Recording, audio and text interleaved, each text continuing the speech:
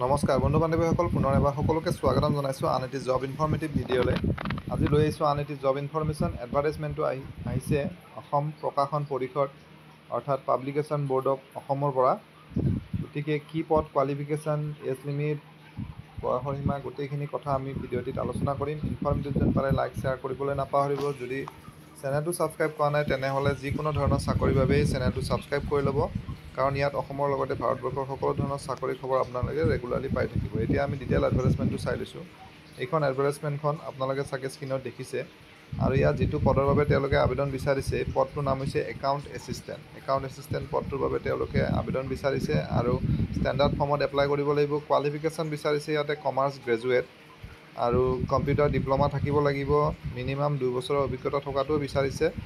বয়সৰ সীমা মেক্সিমাম 40 ইয়াৰ্ছলৈকে পাৰিব আৰু আপাৰ এজ ৰিলেক্সেশ্যন থাকিব এজ পাৰ গভৰ্ণমেণ্ট নৰ্মছ।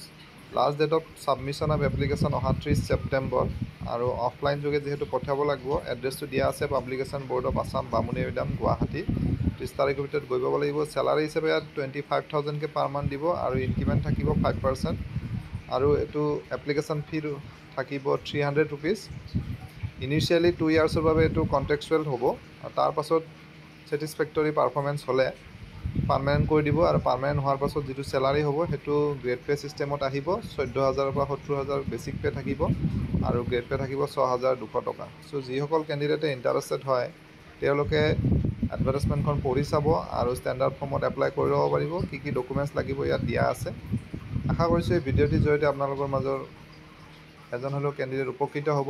পুনৰ এটা নতুন ভিডিঅ'ত লগ পাম। ধন্যবাদ।